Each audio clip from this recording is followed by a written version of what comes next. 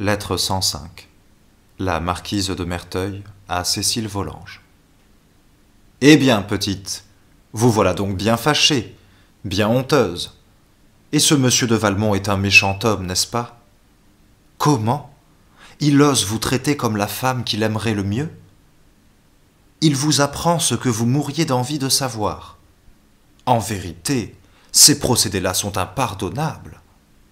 Et vous, de votre côté, vous voulez garder votre sagesse pour votre amant, qui n'en abuse pas. Vous ne chérirez de l'amour que les peines, et non les plaisirs. Rien de mieux, et vous figurerez à merveille dans un roman. De la passion, de l'infortune, de la vertu par-dessus tout, que de belles choses. Au milieu de ce brillant cortège, on s'ennuie quelquefois à la vérité, mais on le rend bien.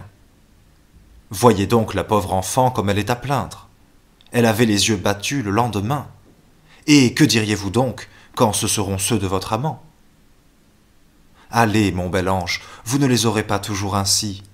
Tous les hommes ne sont pas des Valmont. Et puis, ne plus oser lever ces yeux-là. Oh, par exemple, vous avez eu bien raison. Tout le monde y aurait lu votre aventure. Croyez-moi cependant, s'il en était ainsi, nos femmes et même nos demoiselles auraient le regard plus modeste. Malgré les louanges que je suis forcé de vous donner, comme vous voyez, il faut convenir pourtant que vous avez manqué votre chef-d'œuvre. C'était de tout dire à votre maman. Vous aviez si bien commencé. Déjà vous vous étiez jeté dans ses bras, vous sanglotiez, elle pleurait aussi. Quelle scène pathétique! Et quel dommage de ne l'avoir pas achevée. Votre tendre mère, toute ravie d'aise, et pour aider à votre vertu, vous aurait cloîtré pour toute votre vie. Et là vous auriez aimé dans ce nid tant que vous auriez voulu, sans rivaux et sans péché. Vous vous seriez désolé tout à votre aise, et Valmont, à coup sûr, n'aurait pas été troublé votre douleur par de contrariants plaisirs. Sérieusement, peut-on, à 15 ans passés, être enfant comme vous l'êtes?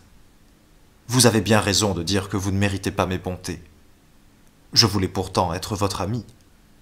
Vous en avez besoin, peut-être, avec la mère que vous avez, et le mari qu'elle veut vous donner. Mais si vous ne vous formez pas davantage, que voulez-vous qu'on fasse de vous?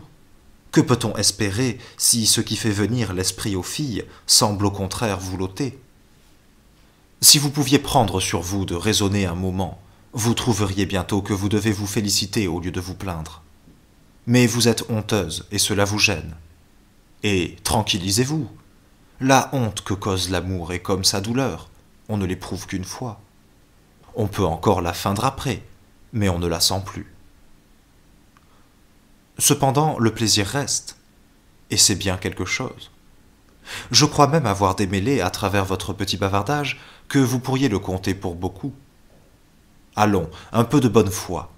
Là, ce trouble qui vous empêchait de faire comme vous disiez, qui vous faisait trouver si difficile de se défendre, qui vous rendait comme fâché quand Valmont s'en est allé, était-ce bien la honte qui le causait, ou si c'était le plaisir? Et ces façons de dire auxquelles on ne sait comment répondre, cela ne viendrait-il pas de ces façons de faire? Ah, petite fille, vous mentez, et vous mentez à votre amie. Cela n'est pas bien. Mais brisons-la. Ce qui pour tout le monde serait un plaisir, et pourrait n'être que cela, devient dans votre situation un véritable bonheur. En effet, placé entre une mère dont il vous importe d'être aimé et un amant dont vous désirez de l'être toujours, comment ne voyez-vous pas que le seul moyen d'obtenir ces succès opposés est de vous occuper d'un tiers?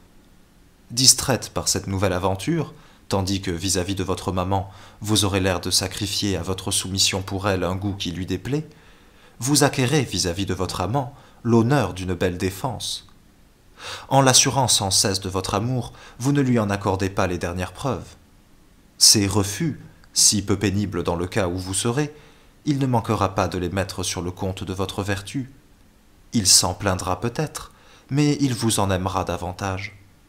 Et pour avoir le double mérite, aux yeux de l'un de sacrifier l'amour, à ceux de l'autre d'y résister, il ne vous en coûtera que d'en goûter les plaisirs.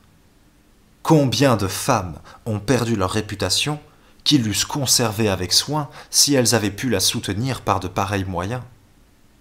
Ce parti que je vous propose ne vous paraît-il pas plus raisonnable comme le plus doux?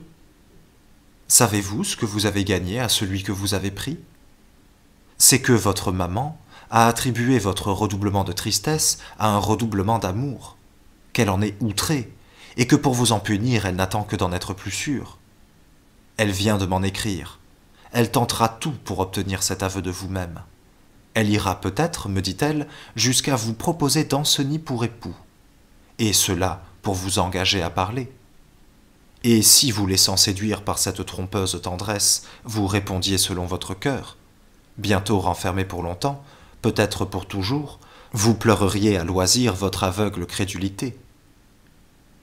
Cette ruse qu'elle veut employer contre vous, il faut la combattre par une autre.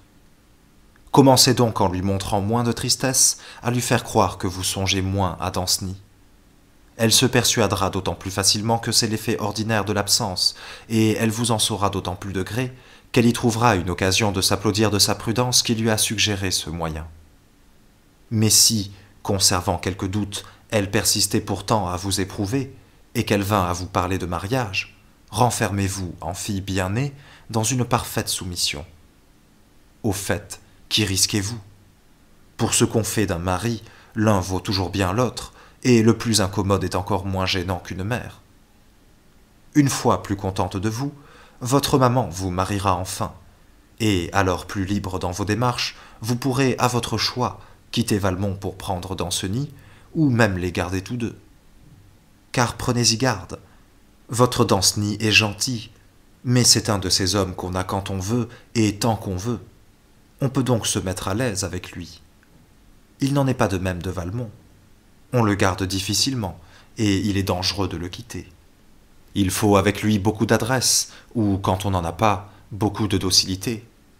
Mais aussi, si vous pouviez parvenir à vous l'attacher comme ami, ce serait là un bonheur. Il vous mettrait tout de suite au premier rang de nos femmes à la mode. C'est comme cela qu'on acquiert une consistance dans le monde, et non pas à rougir et à pleurer, comme quand vos religieuses vous faisaient dîner à genoux. Vous tâcherez donc, si vous êtes sage, de vous raccommoder avec Valmont, qui doit être très en colère contre vous.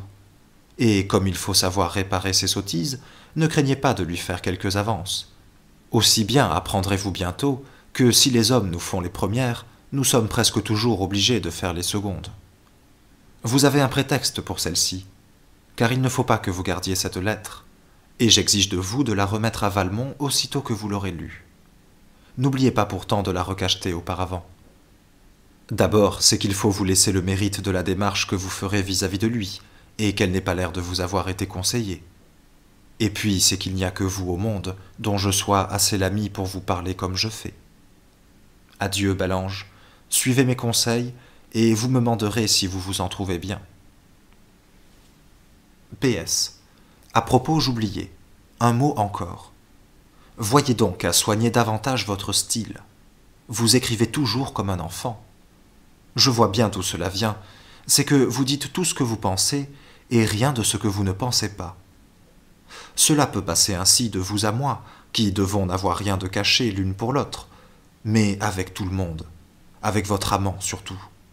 Vous auriez toujours l'air d'une petite sotte. Vous voyez bien que quand vous écrivez à quelqu'un, c'est pour lui et non pas pour vous.